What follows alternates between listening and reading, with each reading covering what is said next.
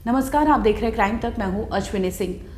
सीतापुर हत्याकांड को लेकर कोई न कोई अपडेट लगातार सामने आ रहा है। इसी कड़ी में आपको बता दें कि पहले अंकित यानी प्रियंका का भाई सामने आता है और वो बताता है कि जो उसके दीदी जीजा के साथ हुआ वो बकायदा प्लानिंग के तहत मर्डर किया गया था, ना कि वो एक आदमी खुद से खुद को गोली मार के मौत के घाट नहीं उतार सकता, क्योंकि उसके सिर में यानी अनुराग के सिर में 2 गोलियों के निशान मिले थे, जिसके बाद पूरा जांच का एंगल पलट जाता है।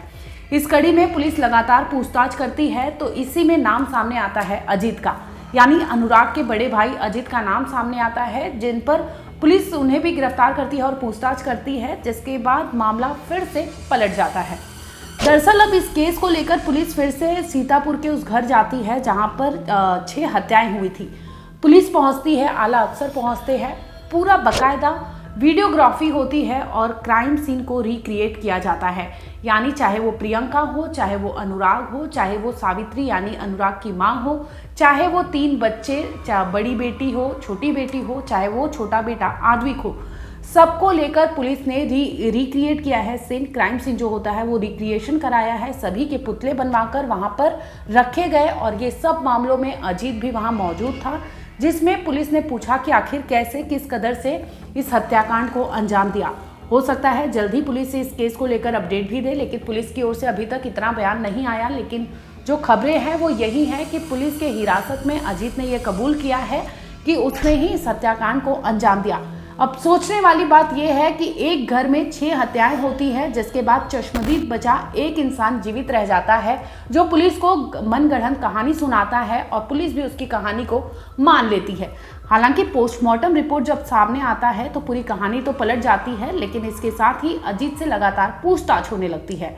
एक और अजीत ने ये तो मान लिया कि उसने इस हत्याकांड को अंजाम दिया, लेकिन दूसरी ओर 3-4 ऐसे नाम सामने आए हैं जो लगातार इस केस को लेकर चर्चा में बने हुए हैं।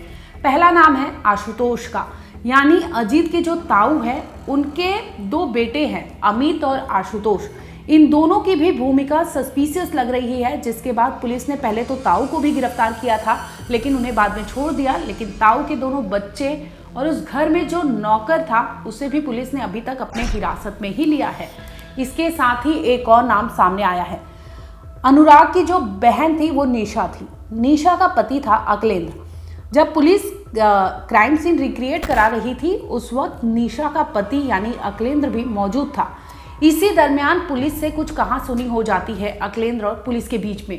तभी पुलिस को अकलेंद्र पर भी कुछ सस्पेंस लगता है, जिसके बाद उससे भी पूछताछ करने के लिए पुलिस अपने साथ ले जाती है।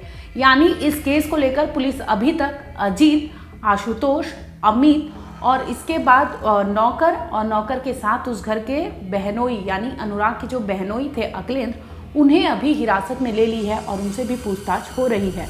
दरअसल आपको जानकर हैरानी होगी कि बहनोई आखिर अकलेंद्र जो हैं उनका कुछ समय पहले ही अनुराग से काफ़ी झगड़ा विवाद हुआ था। दरअसल उनके पिता जो वीरेंद्र सिंह हैं, उनकी मौत के बाद उस घर में अकलेंद्र आए थे और किसी बात को लेकर अकलेंद्र और अनुराग के बीच में कहासुनी होती है और वो कहासुनी काफ़ी बड़ी हो जाती है, जिसके बाद से दोनों के बीच में तकरार था। इसी दरमियान ये खबर आती है जैसे ही कि 6 हत्याकांड को अंजाम दिया गया तो अकलेंद्र भी उस घर जाते हैं, लेकिन पुलिस को उन पर भी संदेह होता है, जिसके बाद पुलिस उन्हें भी गिरफ्तार करके पूछताछ कर रही है कि हो सकता है अजीत के साथ ये सारे मिलकर इस हत्याकांड को अंजाम दिए हो। वहीं दूसरी ओर बता दें कि अजीत भी पेशे से जो है वो शिक्षक है, वहीं दूसरी ओर जो अकलेंद्र है वो भी एक शिक्षक है।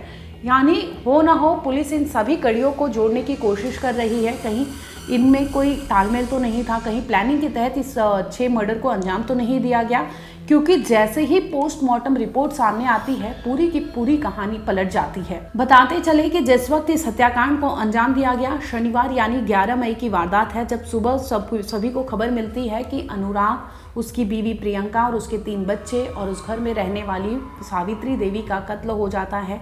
इतना ही नहीं, पहले तो अजीत बोलता है कि उस घर में 5 हत्याएं हुई थी, उस पर भी हमला होने वाला था, लेकिन वो किसी तरह से बच गया था।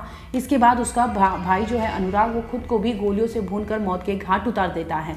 लेकिन जैसे ही पोस्टमार्टम रिपोर्ट सामने आती है कि पूरी की पूरी कहानी पलट जाती है, जिसमें ये सामने आता है कि जिसने खुद को गोली मारी थी उसके सिर में 2 गोलियां लगी है। अब ये सोचने वाली बात है कि अगर कोई खुद को गोली मारता है तो वो ऐसी परिस्थिति में कैसे जीवित हो सकता है कि वो दूसरी गोली को भी फायर कर सके। तो ये तमाम ऐसे एंगल थे जिस पर पुलिस लगातार जांच कर रही है। फिलहाल इस केस में अजीत से लेकर तमाम ऐसे 5-6 नाम हैं जिससे लेकर पुलिस लगातार उनसे पूछताछ कर रही है और सख्ती से पूछताछ कर रही है, जिसके बाद हो सकता है कि जल्दी पुलिस इस हत्याकांड को लेकर खुलासा करे।